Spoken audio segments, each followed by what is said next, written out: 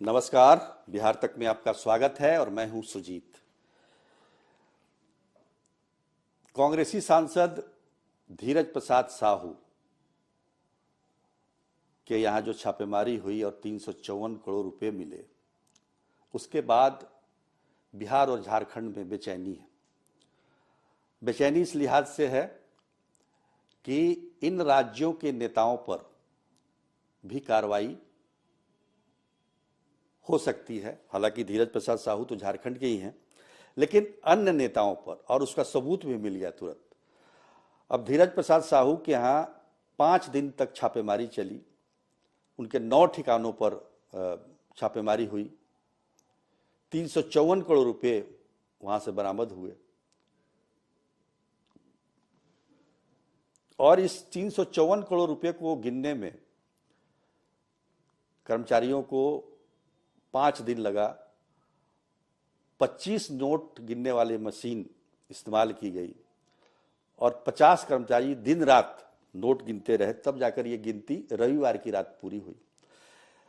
ये गिनती पूरी हुई और उसके बाद हेमंत सोरेन को ईडी का नोटिस आ गया। ये क्या दर्शाता है आप समझ लीजिए। और हेमंत सोरेन को जो ईडी ने नोटिस भेजा है, ये कोई पहली नोटिस नहीं है, ये 6ठी नोटिस है।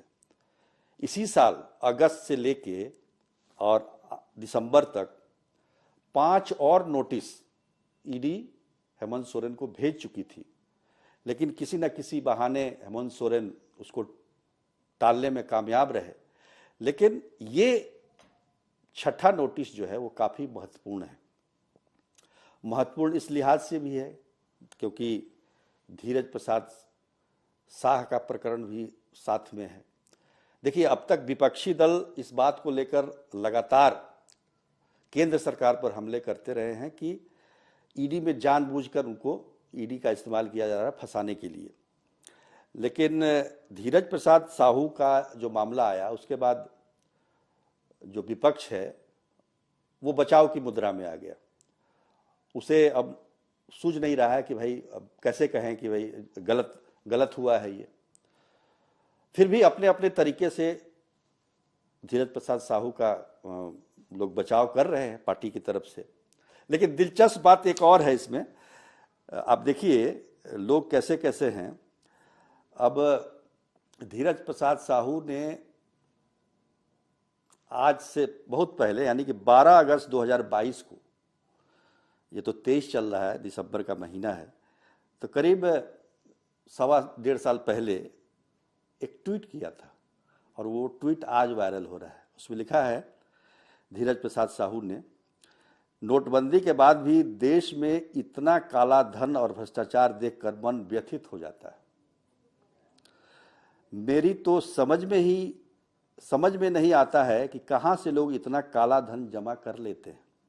अगर इस देश से भ्रष्टाचार को कोई जड़ से खत्म कर सकता है तो वो सिर्फ कांग्रेस पार्टी ही है। धीरज प्रसाद साहू का 12 अगस्त 2022 का ये ट्वीट। अब सोचिए, अब तक की सबसे बड़ी बरामदगी है ये। 354 करोड़ एक साथ एक जगह, मतलब एक ही फॉर्म से बरामद किया गया हो।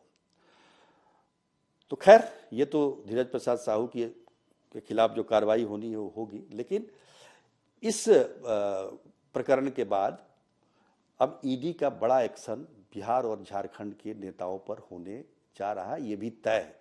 और उसका सबूत भी मिल गया आज सुबह, जब हेमंत सोरेन को 6ठा नोटिस भेजा गया।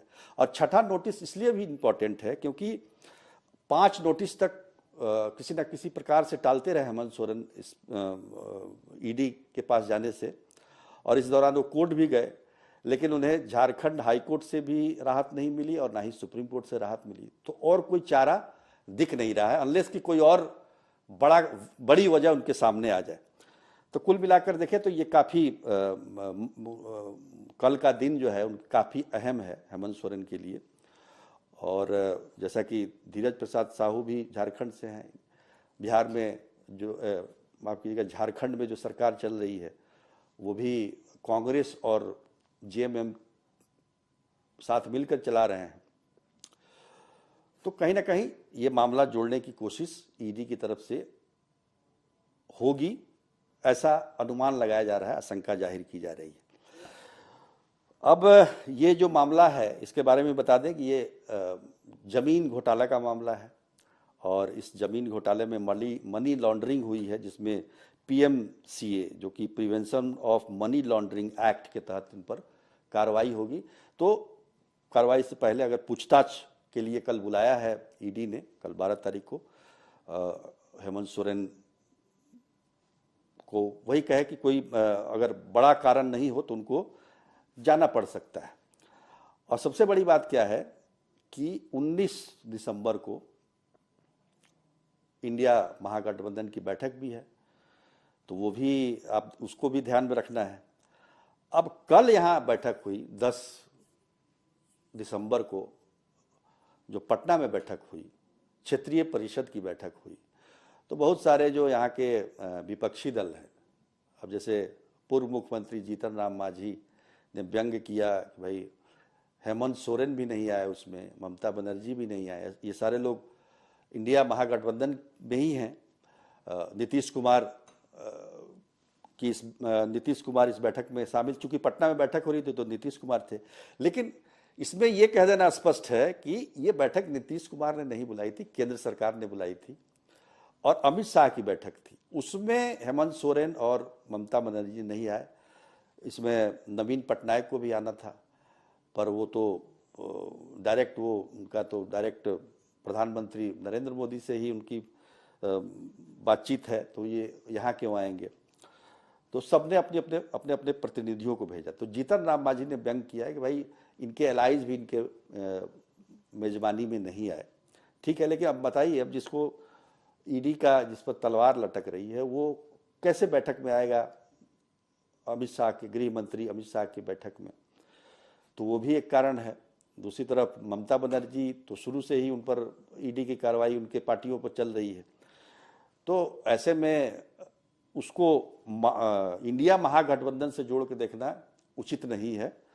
चूंकि नीतीश कुमार ने यह बैठक नहीं बुलाई थी, बैठक वो मेजबान जरूर थे, चूंकि पटना में बैठक हो रही थी। तो कहने का मतलब ये है कि इंडिया महागठबंधन की इस बैठक से उसका कोई लेना देना नहीं था। हाँ, एक बात जो है, जो मैं भी कह सकता हूं इस बात को, कि अब तक लगातार इंडिया महागठबंधन की तरफ से एक मुद्दा बनाया जा रहा था कि ईडी और सीबीआई का गलत इस्तेमाल कर रही है केंद्र सरकार और विपक्षी दलों को परेशान करने के लिए कर रही है।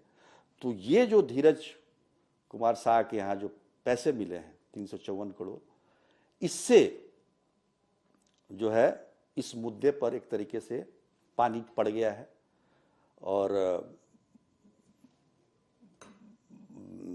विपक्ष को, यानी कि इंडिया महागठबंधन को कोई और मुद्दा ढूंढना पड़ेगा।